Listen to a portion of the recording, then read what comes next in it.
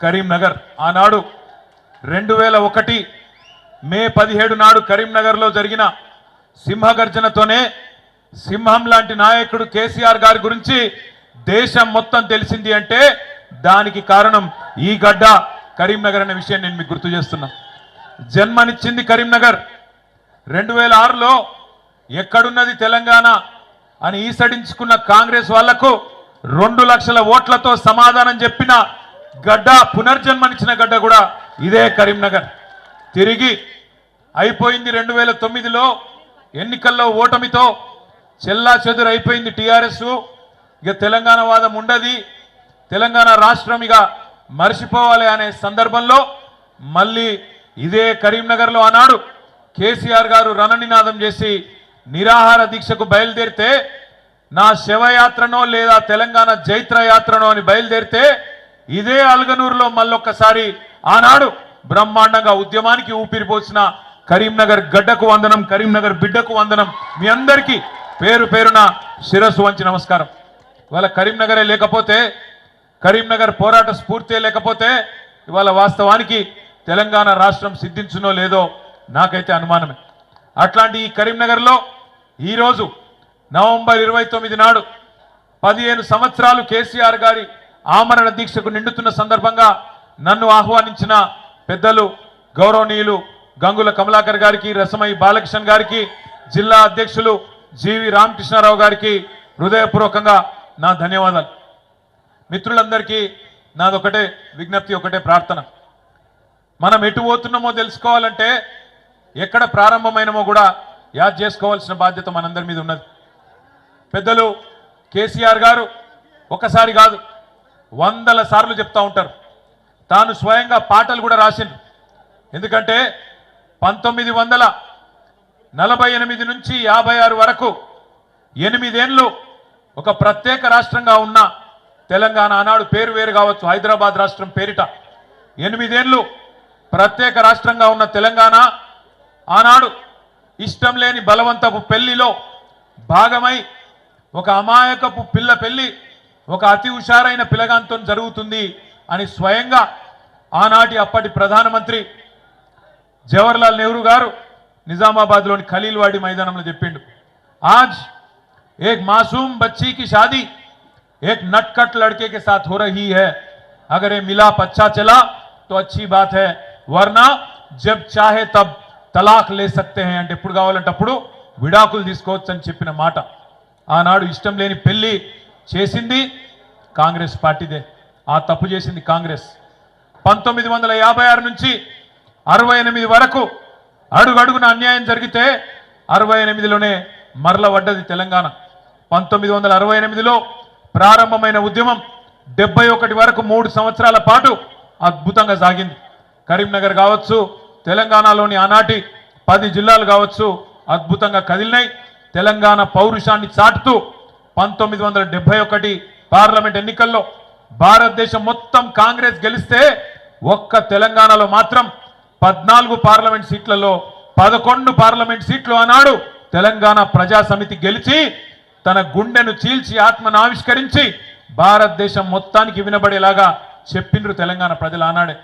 370 మంది తొలి దశ అమరుల సాక్షిగా 11 సీట్లనిచ్చి మా తెలంగాణ మాకు కావాలి అని స్పష్టంగా దేశ రాజకీయ వ్యవస్థకు చెప్పిండ్రు.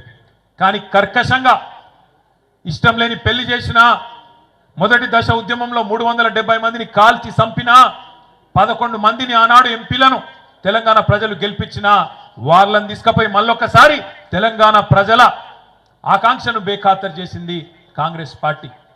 71 నుంచి 2001 దాకా 30 ఏళ్ల పాటు పెద్దలు, బుద్ధిజీవులు, ప్రొఫెసర్ జయశంకర్ లాంటి పెద్ద మనుషులు, ఆచార్య కొత్తపల్లి జయశంకర్ గారు లాంటి పెద్దలు, విద్యాసాగర్ రావు గారు లాంటి నిపుణులు, అదేవిధంగా ఇంకా కవులు, కళాకారులు, విద్యావంతులు, టీచర్లు కావచ్చు, ఉద్యోగులు కావచ్చు, వాళ్ళు కాపాడుకున్నారు. ఎప్పుడన్నా ఎవరన్నా రాకపోతారా, మళ్ళొక్కసారి తెలంగాణ ఉద్యమం రగలకపోతుందా అని చెప్పి ఎదురు చూస్తున్నప్పుడు కలిసి వచ్చే కాలానికి నడిసొచ్చే కొడుకు అన్నట్టు అప్పుడు వచ్చిండు మన నాయకుడు గులాబీ జెండా ఎగరవేస్తూ కేసీఆర్ గారు.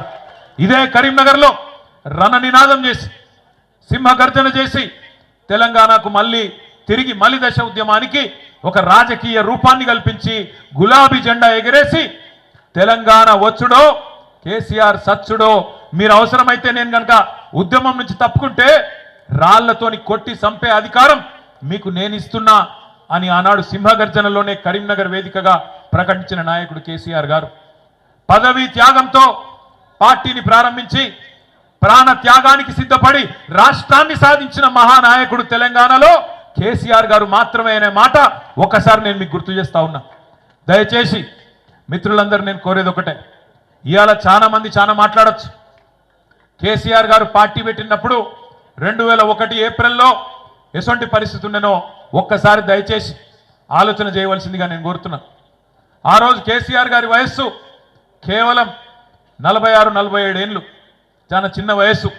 ఒక రాజకీయ నాయకునికి 46-47 ఏళ్ళ వయసు అంటే అప్పుడప్పుడే ఆయన జీవితం బ్రహ్మాండంగా ప్రారంభమవుతున్న పరిస్థితి. ఇంకొక 20-25 ఏళ్ళు అప్పటికే మంత్రి పదవి, డిప్యూటీ స్పీకర్ పదవి, అన్ని పదవులు చేస్తున్నారు కేసీఆర్ గారు.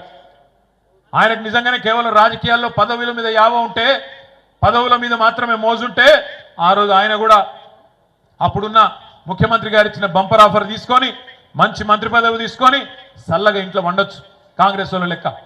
కానీ అట్లా కాకుండా అన్నిటికీ తెగించి తెలంగాణ నాయకులంటేనే తెలంగాణ ఉద్యమాన్ని పదవుల కోసం తాకట్టు పెడతారనే బదనాం ఏదైతే తెలంగాణ సమాజంలో ఉండేనో దాన్ని దూరం చేయాలని చెప్పి పదవి త్యాగంతోనే ఆనాడు తెలంగాణ రాష్ట్ర సమితి అనే పార్టీని ఆనాడు ఆవిర్భావం రోజే 3 పదవులకు కూడా రాజీనామా చేసిండ్రు కేసీఆర్ గారు.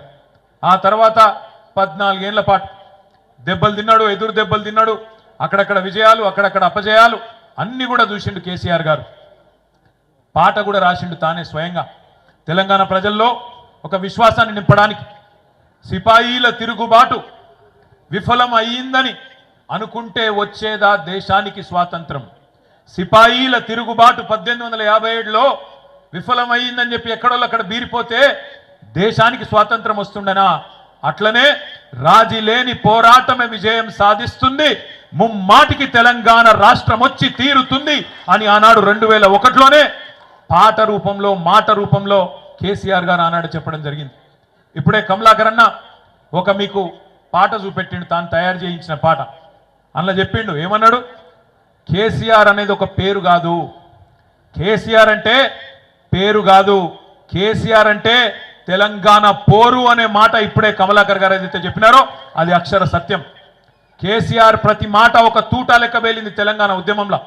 2001 నుంచి 14 దాకా ఒక ఉత్కృష్టమైన ప్రజాస్వామిక ఉద్యమానికి రాజకీయ రూపు కల్పించి తెలంగాణ ప్రజలను ఒక రాజకీయ శక్తిగా మలిచి అద్భుతంగా ఈరోజు తెలంగాణ సాధన జరిగింది అంటే దానికి కారణం ఖచ్చితంగా 3. ఒకటి కేసీఆర్ నాయకత్వం, రెండోది విద్యార్థి అదేవిధంగా పోరాట వీరుల అమరత్వం, మూడవది కాంగ్రెస్ పార్టీ కర్కశత్వం. కేసీఆర్ నాయకత్వం, విద్యార్థుల పోరాట వీరుల అమరత్వం, కాంగ్రెస్ కర్కశత్వం, ఈ మూడింటి వల్ల తెలంగాణ ప్రజల్లో ఒక నిప్పు పుట్టి అది ఆర్పలేని నిప్పుగా మారి ఆఖరికి మమ్మల్ని కాల్ చేస్తుందేమో అని కాంగ్రెస్ పార్టీ భయపడి ఇయ్యకపోతే ఈపు చింతపండు అవుతుందని చెప్పి అర్థమైనాక ఆనాడు విధి లేక దిగి వచ్చి ఇచ్చింది కాంగ్రెస్ పార్టీ. ఇది వాస్తవం. ఇవాళ ఎవరో ఒక ఆనాడు ఉద్యమంలో అడ్రస్ లేనోడు మాట్లాడుతున్నాడు. ఇవాళ ఆనాడు తెలంగాణ ఉద్యమంలో మన మీదకి తుపాకీ తీసుకొచ్చినోడు ఇవాళ మాట్లాడుతున్నాడు. సోనియమ్మ తెలంగాణ ఇవ్వకపోతే మీరు నాంపల్లి దర్గా కాడ అడుక్క తింటుండే అని మాట్లాడుతున్నాడు. తెలంగాణ ప్రజలను ఉద్దేశించి ఇవాళ గద్దెనెక్కినోడు ఆయన. ఇవాళ అదృష్టవంతుడు, అధికారం ఆయనకు ఉండొచ్చు, అధికారం నీకుండొచ్చు, కానీ తెలంగాణ ప్రజల అభిమానం ఖచ్చితంగా కేసీఆర్ కు ఈ గులాబీ జెండాకే ఉన్నది. ఇది అక్షర సత్యం. నువ్వు ఇవాళ అరిచేతుల వైకుంఠం చూపెట్టి 6 గ్యారెంటీలు అని చెప్పి 420 హామీలు ఇచ్చి దొంగ మాటలు నంగనాచి కబుర్లు చెప్పి ఇవాళ నువ్వు గెలవచ్చు. కానీ ఒక్కటి మాత్రం వాస్తవం బిడ్డ, ఏ రోజుకైనా ఏ నాటికైనా తెలంగాణ చరిత్ర రాసిన రోజు కేసీఆర్ గారు హిమాలయాల పర్వతమంతా ఎత్తున ఉంటే కనీసం నువ్వు ఆయన కాలి గోరికి కూడా సరిపోని పాత్రలో ఉంటావు అనేది అక్షర సత్యం. ఇలా ఏ ఊరికన్నా పోదాం, ఏ ఊరికన్నా పోదాం, ఏ తాండకన్నా పోదాం, ఏ బస్తీ కన్నా పోదాం, ప్రజలు ఏమనుకుంటున్నారో నీ సంవత్సరం పాలన గురించి ఒకసారి తెలుసుకో దమ్ముంటే నేను అడుగుతా ఉన్నా. ఎక్కడ పోయినా ఒక ఆటో అన్నను కదిపితే ఆయన తిడుతున్నాడు, ఒక రైతునికి తట్టుకొని మాట్లాడితే ఎక్కడన్నా కదిలిచ్చి మాట్లాడితే